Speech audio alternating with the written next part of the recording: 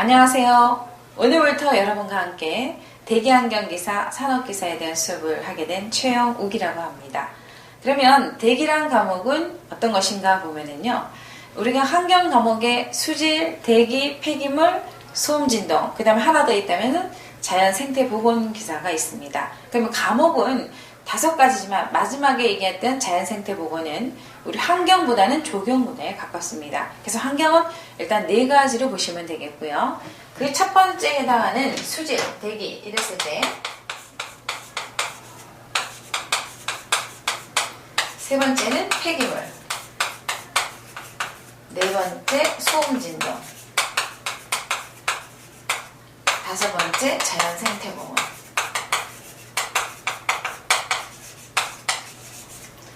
그러니까 자격증에는 현재 환경 카테고리에 이렇게 5가지가 있습니다. 그럴 때 이 5번째 내용은 방금 전에 얘기했듯이 이거는 조경 분야하고 좀 가깝습니다. 밀접합니다.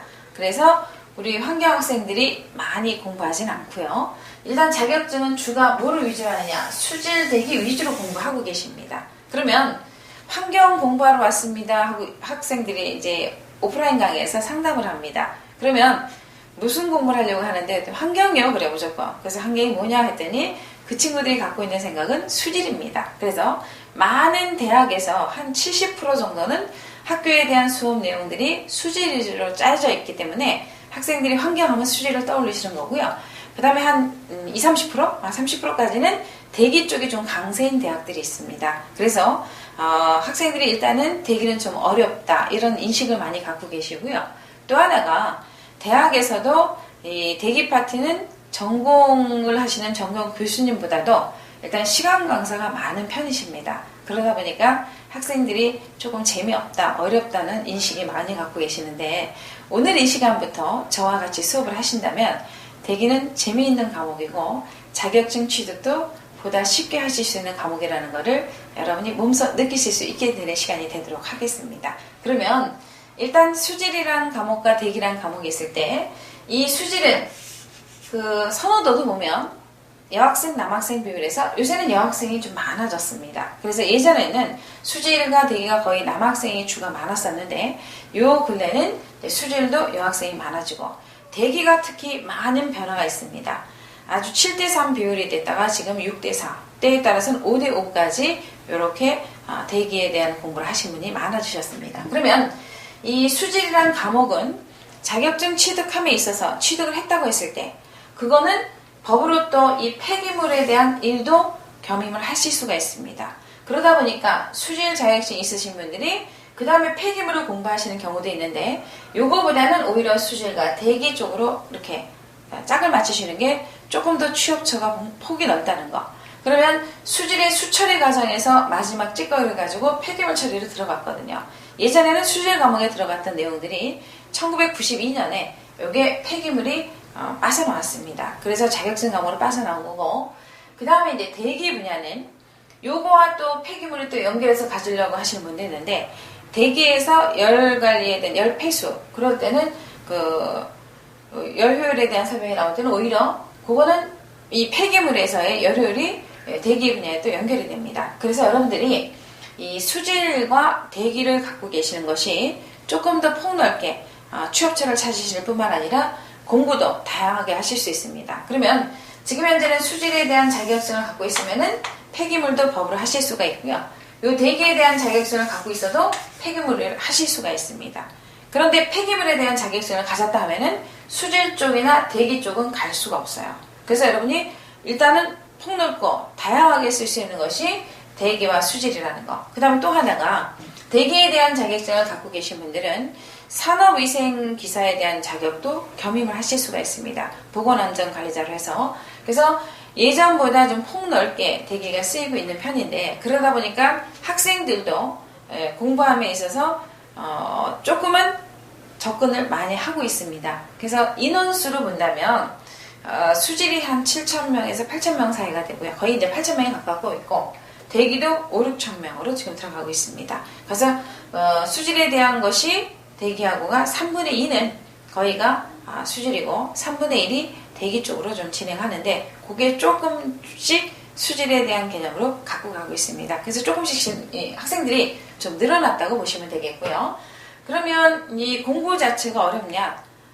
그렇게 어려운 건 아니고요. 일상생활에서 볼 수 있는 것들이고 텔레비를 틀면 환경 쪽에 대한 내용들이 많이 나옵니다. 그 내용들이 여러분이 많이 익숙했던 건데 그걸 이제 공부라고 하니까 조금 어렵게 이제 보는 시각들이 계시는 거예요. 그래서 수업하면서도 이러이러한 분야를 제가 예를 들을 때 주변에서 많이 보는 설명들을 하고 있습니다. 그러면 이 네 번째에 해당하는 소음 진동은 같은 환경 카테고리에 있는데 요거는 오히려 수질 대기하고 조금 다르게 요거는 각 대학에서 기계과 학생이라든가 물리과 학생들 그런 학생들이 조금 더 쉽게 접근하십니다.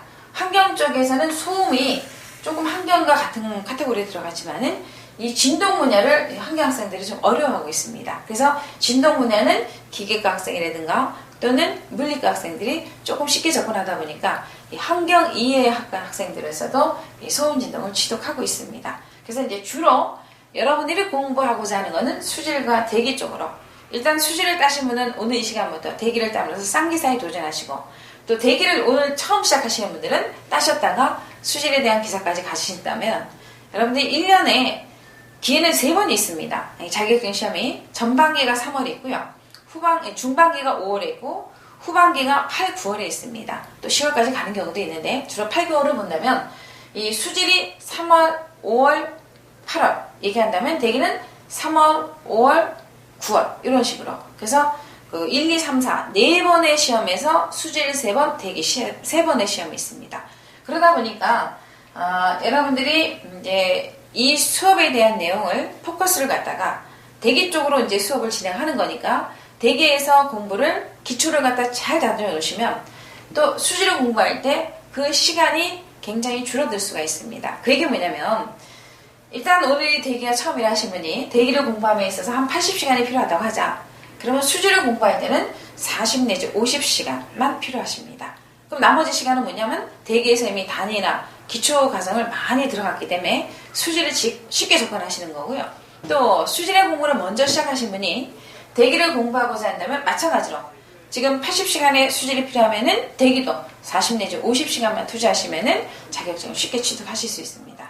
그만큼 얘네들의 연관성이 있고 그 강의의 기본을 깔아주는 시간이 오는 시간으로 보시면 됩니다. 그러면 이제 대기는 이 수질과 같이 자격증을 취득함에 있어서 취업처를 봤을 때 어디가 좀 넓으냐 하면은 현재까지 수질에 대한 자격증 취득 인원이 대기보다 많습니다.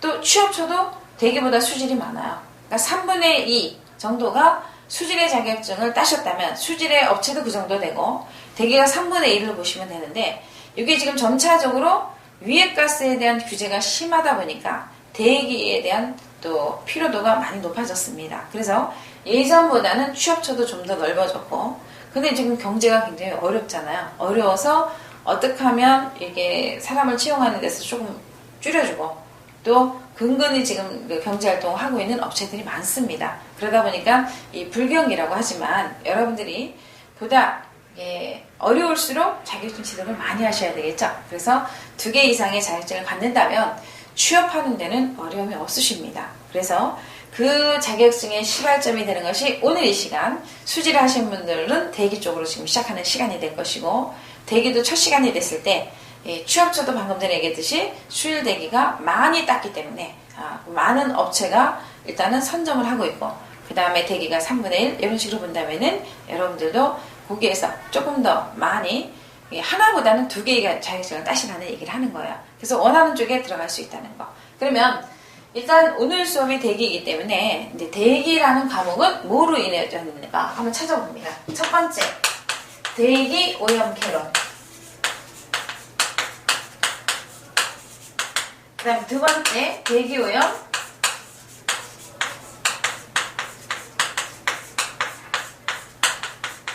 세 번째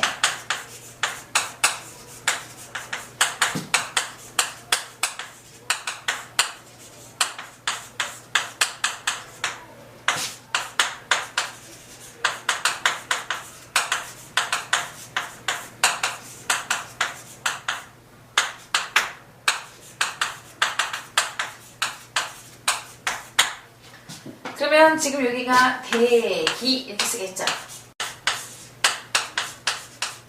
이게 큰 대자잖아요. 큰 기운을 갖고 이제 공부하는 과정이다 보니까 이 대기가 이 앞에다가 대기원 개론, 대기원 방지기술, 대기원 공정시험기전 이렇게 썼으면 수질의 경우는 여기 수질오염, 수질오염, 수질오염 바뀌는 거예요. 그래서 같은 과목으로 이루어지고 어디가 차이가 있냐? 이 5번째 과목이 연소공학이 대기라면 수질은 상하수도 계획이 됩니다. 그래서 과목 이름 하나만 바뀌는 거고요. 앞에가 수질에서 대기, 대기의 수질을 바뀌시면 돼요. 그래서 오늘 수업이 이제 대기니까 이 개론부터 연소공학까지 한 과목당 20문항씩 5개의 과목으로 이루어져 있기 때문에 기사의 경우 100문항의 시험을 봅니다. 그 다음에 산업기사라고 하는 것은 80문항의 시험을 보게 됩니다. 요거는 초대조리죠. 2년제 대학, 요거는 4년제 대학. 또 우리가 기능사를 따고서 산업기사를 보시는 분도 계실 거고 산업기사를 따시고 나서 기사를 보는 분도 계시게 됩니다. 일단은 그 과목이 됐을 때는 80문항과 100문항이고요. 예전에는 기사라는 것이 1급이라고 그랬어요. 산업기사는 2급이라고 그랬고요. 그래서 다른 과목에 대한 수업을 하다 보면 환경 쪽에 대한 것에 환경기사 1급, 환경기사 2급 아직도 그렇게 쓰는 그 책들이 있더라고요. 근데 이제 명칭이 바뀌었죠. 이렇게 기사는 우리가 1급에 해당했던 기사라 불러주고 그 다음에 산업기사를 한다. 그래서 공부의 차이가 한 과목, 연소공학이라는 분야의 차이만 기사, 산업기사로 구별을 합니다. 그래서 우리가 요 5과목제에 해당하는 연소공학은 기사에서만 시험 보지만 우리 대기 배우시는 친구들은 기사, 산업기사 구별이 별로 없어요. 그게 뭐냐? 이 연소공학이 산업기사에서는 안 나와요. 안 나오기 때문에 전혀 안 하는 게 아니라 여기 안 나온다 해서 여러분들이 수업할 때 빠지시는 분이 많습니다. 그러나 요 과목이 어디로 들어가냐면 여기로 들어가요. 대기업 방지기술. 그러다 보니까 방지기술에서 적게는 4문제, 많게는 8문제. 이게 연소 쪽에서 시험이 나게 되어 있습니다. 그래서 수업할 때 같이 배우시면서 이 산업기사는 난이도가, 깊이가 아주 세세하게 물어보고 좀 어렵게 물어볼 수 있지만은 기사 같은 경우가 산업기사는 그런 문제를 다 빼시면 돼요. 그래서 제가 수업하면서 이거는 반드시 기사 학생들은 하시고 산업기사는 안 해도 됩니다 하고 말씀을 드립니다. 그래서 그런 내용으로 잘 따라오시면 되겠고요. 그러면 이 전체 5과목 중에서 어느 과목이 쉬우냐? 그래서 상담을 이제 오프라인 강의하면서 학생들이 상담을 해보면 저는 외우는 건 자신 있어요. 계산 문제는 도통 못하겠어요. 계산기는 샀는데 쓸지도 몰라요. 이러신 분들 계십니다. 그런데 여러분들이 계산 문제 모르더라도 합격을 하실 수 있어요. 하실 수가 있지만은 주관식에 있어서는 거의 떨어지게 됩니다. 그러면 그 어려운 걸 왜 해야 되느냐? 근데 실무에서는 계산을 하셔야 되거든요. 그래서 계산이 어렵다고 했던 분들이 상담하면서 어렵다는 분들이 강의를 듣고 나서는 오히려 계산 문제가 많은 게 좋은데요 하는 얘기를 바뀌게 됩니다. 그 내용이 뭐냐? 기본적인 수업을 잘 이해를 하셨다면 어려운 걸 다 하실 수가 있다는 얘기야. 근데 이제 급하니까 어려운 거대로 막 외워버렸어요. 계산도 외워버려요 학생들이. 근데 잠깐 바꿔버리면은 그걸 응용할 줄 모릅니다. 그래서 저하고 수업하는 시간은 기초부터 수업하기 때문에 어떤 문제를 바뀌더라도 여러분들이 거기를 다 풀 수 있는 그 실력까지 올려드리는 수업이 됩니다. 그러면 일단 외우는 거는 뭐가 되냐면 대기업 개론, 대기업 공정시험 기준, 법규 요 3과목 거의 이론적으로 외우는 내용이 많습니다. 그 중간중간 계산 문제도 있긴 하지만 다른 과목에 비해서 이론이 많이 차지하고요. 그럼 첫 번째 대기업 개론이라는 것은 얘는 전부 과목이 들어가요.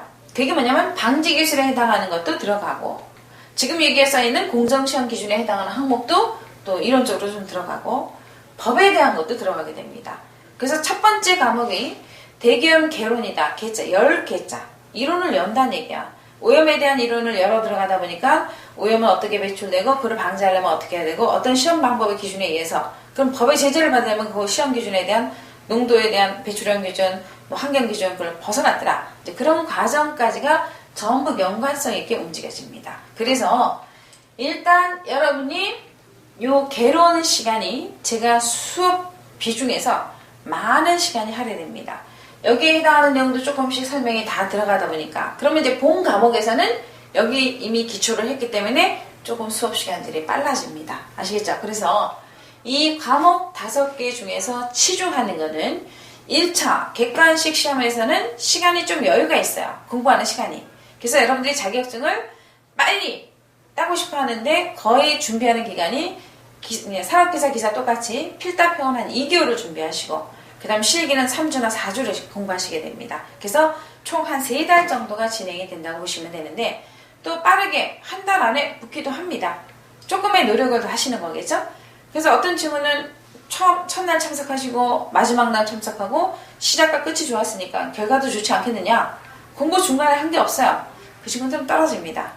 그런데 우리가 빠지지 않고 열심히 강의를 듣고 그 내용을 하루하루 굉장히 많은 시간을 투자해서 복습하라는 게 아니라 짧은 시간이나마 여러분이 그날 배웠던 거를 한 번 정도 읽어보고라도 수업을 참석하신다면 굉장히 머릿속에 남아있는 기억이 오랜 시간을 지탱하게 됩니다. 그래서 여러분들 기억이 많이 난다는 얘기예요. 근데 가방 싸고 들어갔다가 그 다음날 또 오고 가방 싸고 갔다가 또 오고 그러면은 기억이 가물가물하다는 얘기예요. 그래서 반드시 제가 말씀드리는 내용은 예습은 안 하셔도 됩니다. 복습. 그날 배운 거 그날 정도 앉아서 단 20-30분이라도 복습을 하신다면 그 새겨지는 것이 오래 들어갑니다. 그리고 잘 안 잊어버려요. 그래서 또 이 수업 내용 자체에서도 조금 외우는 기법들이 있습니다. 그 내용은 외워놓고 무슨 뜻인지 모르면 안 되기 때문에 연상하는 수업을 진행하기 때문에 여러분들이 어려우시지 않고 조금 재미있는 말들이 많습니다. 그래서 수업을 잘 따라온다면 좋은 결과가 있을 거고요. 첫 번째 보시면 이렇게 5과목에서 기사산업기사 100문항 중에서 국가시험은 60점이 되면 합격이 됩니다. 그래서 우리가 60%라고 해서 보면 몇 점이 나와요? 60개 맞아야 되겠죠? 여기도 60%에 해당하는 개념으로 6판이 얼마야? 48개. 그래서 문항수로는 100문항에서 60문항만 맞춰도 합격이 되고요. 또는 80문항에서 48개만 맞춰도 합격이 됩니다. 그래서 제일 좋은 점수 60점, 90점보다도 그럼 60점 맞으나 90점 맞으나 자격증이 똑같아요. 실기까지 패스를 했을 때. 그래서 여러분들이 뭐 카트라인선에 간당 못 떴더라도 실기에서 잘하시면 되거든요. 그래서 정 안 되면 외우세요. 몇 개라도. 법 외우는 거 20문항. 이게 20문항, 40문항이잖아요. 그죠? 여기서 나머지 한 서너 개씩 말다 해도 합격하실 수가 있습니다. 대신 외우는 거 잘 하셔야 되고요. 그러면 이 연소공학과 방지기술 이 두 과목은 요 두 과목은 계산 문제가 많습니다. 근데 요 근래는 또 연소공학이 계산 문제가 뭐 대여섯 문제로 줄었어요. 예전에는 12개, 10개 그 이상씩의 계산이 많아서 계산이 약하신 분들은 요 과목에서 점수가 많이 빠졌었어요.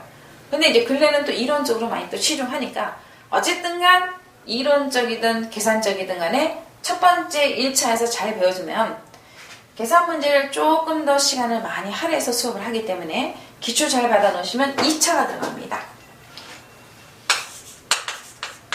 1차 필답형, 선택형이라고 하죠. 지금은 1번부터 4번까지. 예전에는 가나다라, 지금은 1, 2, 3, 4로 바뀌었습니다. 그럼 2차는 실기라고 얘기를 해서 학생들이 시험을 2번 보는 줄 알아요. 1차 시험 하나, 2차 시험 하나. 그게 아니라 환경은 3번을 시험 보셔야 됩니다. 그러면 2차 실기가 뭐로 나왔냐? 첫 번째 주관식이라 해서 필답형이에요.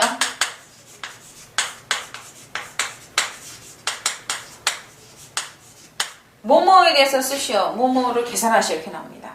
쓰든가 계산하든가 빈 종이에다가 써셔야 돼요. 그래서 그 내용이 이게 60점이 됩니다. 그래서 주관식 60. 그 다음에 분석 실험. 요게 40점. 합이 100점이잖아요. 국가시험은 다 뭐라고요? 60점이 합격하기 때문에 우리가 계산 문제 너무 어렵다고 골똘히 뭐 이렇게 고랍할 필요가 없어요. 고랍할 필요가 없이 정 안 되면 좀 기본적인 것만이라도 잘 봐놓으셨다가 여기에서 주관식 시험이 10문제에서 13개, 14개, 뭐 12개 이렇게 나올 때도 있거든요. 그럼 이제 간단하게 봐서 우리가 10문항의 시험이 있다고 하자. 그럼 하나당 몇 점이에요? 6점이죠. 6점에 10번을 곱하기 10을 하면은 우리가 60점이 나오잖아요. 그러면 자격증은 60점이 되면 합격되는데 요 주관식을 다 맞고 분석 실험을 안 갔어요. 그래도 떨어지게 됩니다. 하나라도 빵점이 나오면 안 되거든요. 그래서 여러분이 주관식 보시고 실험도 참석을 하셔야 된다는 거. 그러면 이 10문제가 출제가 됐다면 우리가 6문제를 맞았을 때가 60점 만점이 되죠. 그런데 10문제에서 만약에 3문제를 맞았다고 하자. 그러면 3, 6은 18이 되죠. 우리가 분석 실험을 아무리 잘해도 40점이 끝이기 때문에 40 더하기 18 하면 어떻게 돼요? 떨어지게 됩니다. 그래서 이 3개를 맞으면 당연히 떨어지지만 4개를 맞았다고 하자 하면은 4, 6이 얼마나 돼요? 24점이 돼요. 그러면 우리가 10개에서 6개가 틀려요. 4개만 맞아도 합격할 수 있는 게 뭐 때문에 되냐? 얘 때문에. 분석 실험이 여기다 40점인데 우리 40점 못 맞고 38점을 맞았다. 또는 36점을 맞았다 해도 어떻게 돼요? 60점이 나오게 됩니다. 그래서 우리가 예전에 97년이네요. 1997년. 굉장히 오래된 시간이죠. 그때 처음으로 실험이 시작됐습니다. 그것도 전반기 아니라 후반기에서 실험을 보게 했는데 그때 실험은 지금하고 달라요.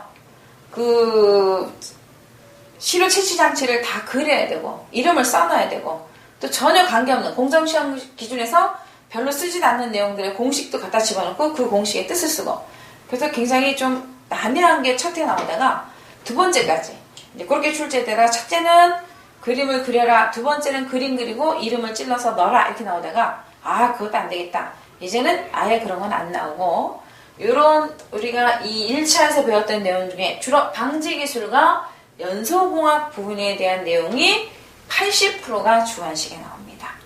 그리고 나머지 20%는 개론, 또 우리가 얘기하는 그 공정시험 기준 이런 것도 나올 수가 있어요. 그래서 1차를 잘 해놓으면 실기가 쉬운데 1차에서도 뭐를 잘 해놓으면 계산 문제를 잘 해놓으면 실기는 거의 합격으로 보시면 됩니다. 방금 전에 얘기했듯이 실험 36점 받아도 합격을 한다 그랬죠. 그럼 실험 한 번도 안 해봤는데 어떻게 합격을 해요 하시죠. 그래서 안 해봤지만 또 저희가 운영하는 이제 학원 같은 쪽에서도 오셔가지고 직접 실험을 해보시면 이 기능이기 때문에 해본 사람 안 해본 사람 점수는 확연하게 달라집니다. 그래서 해보시면 30점 이상은 무난하게 다 가져가시기 때문에 여러분들이 합격이 예전보다 훨씬 좋아졌습니다. 그래서 대기 같은 경우도 합격률이 굉장히 많이 좋아졌죠. 최종 실기만 봤을 때도 한 70% 이렇게 나옵니다. 70, 80%까지 지금 올라가고 있는 입장이에요.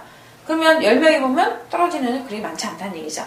그래서 1차에서 일단 걸르면 합격하신 분들이 2차에서는 누구 때문에? 분석 실험 때문에 조금 더 유리하게 됩니다. 그러면 1차에서 20문항씩에서 60문항에 합격을 하셔서 2차를 갔다면 이게 주관식은 주로 방지기술과 연소공학이라고 했죠. 그 다음에 짬짬이 공정시험도 나오고 법규에 대한 기준치도 쓰라고 나옵니다. 근데 그런 거는 1차 하면서 강조하니까 머릿속에 오래 남아서 실기할 때 자동으로 떠오르게 되고요. 대신 이제 분석 실험이라고 하는 것이 4가지 항목을 보게 됩니다. 그 4가지가 첫 번째, 우리가 황산화물이 있다고 하자. 황산화물에 대한 분석 방법에 대해서 2가지가 있습니다. 이건 이제 공정시험 기준에서 배우실 거고요. 중화적정법, 침전적정법. 그래서 다 뭐가 써있어요? 적정법. 그래서 뷰렛이라는 기구를 놓고 시약을 떨어뜨려서 색깔이 변했을 때 그 숫자를 읽어가지고 답을 대입하시는 과정이 됩니다. 그거가 적정법으로서 2개가 되고요. 두 번째, 암모니아. 인도페놀법이라고 얘기합니다. 처음 들으시면 다 낯설잖아요. 인도페놀법이 뭐야? 수업하면서 다 배우십니다. 네, 저는 많이 했기 때문에 이런 이름이 금방 떠오르는 거고요. 그 다음에 염화수소.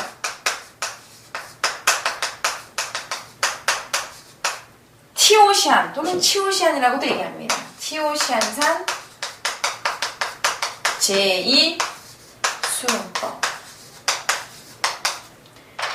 그래서 이 명칭은 3개예요. 근데 첫 번째 과목에서 2개가 나와요. 그래서 하나, 둘, 셋, 넷. 그러면 방금 전에 적정법은 뷰렛을 넣고 시약이 집어넣어서 흔들어서 색깔이 변색되는 걸 갖고 찾아내는 방법이라면 얘네 둘은 흑강강도법이라서 기계를 이용해서 여러분이 만들어서 조제한 시약을 갖다가 빛을 투과해서 읽어준 값으로서 찾게 됩니다. 그럼 이제 실험은 이렇게 4가지가 나오는데 방금 전에 했듯이 요거가 태도 점수가 있다는 얘기예요. 준비물 다 가지고 하셔야 되고 또 대기는 구두 테스트가 있습니다. 실험하면서 감독관이 앞으로 나오세요. 그래서 실험 장치 배열하세요. 그리고 얘가 뭐냐 이런 것도 물어보기도 합니다. 처음에는 어렵다고 생각하겠지만은 수업 시간에 다 배우십니다. 그래서 이 4가지 항목이 시험 보는데 뭐가 나올지 모르잖아요. 그래서 여기서 시험 보는 기간 동안 첫 회 시험이 있다, 두 번째, 세 번째 시험이 있다 그랬죠? 그 시험 동안에 2가지가 돌아갑니다. 뭐 중화가 나왔다, 인도가 나왔다 하자 저번 시험에서 그 다음에 2회차에서는 침전이 나오고 TOCI 나올 수도 있고 아예 침전과 인도가 나올 수도 있습니다. 여기 조합은 어떻게 될지 몰라요. 그래서 4개의 시험은 다 할 수 있도록 배우고 시험을 보신다면 여러분들이 결과는 기다렸을 때 다 자격증이 손에 쥐어지게 됩니다. 쥐어진 자격증을 가지고 여러분이 원하는 거 일단 사업체 가시는 거 원하시겠죠? 나는 싫어요. 공무원 할 거야 하신 경우도 있어요. 근데 공무원은 필수가 또 뭐예요? 자격증 있으셔야 됩니다. 가산점 혜택이라는데 그거는 생각하시면 안 되고요. 공무원 시험 준비하신 분 자체들이 이미 시작할 때, 스타트할 때 자격증 필수로 갖고 계시고 또 자격증이 9급, 7급 있었을 때도 다 뭐예요? 산업기사만 있으면 가능하세요. 그러고 나서 더불어서 정보처리 같은 경우가 또 가산점으로도 들어가다 보니까 이 기본 가산점이라는 자격증은 갖고 계셔야 돼요.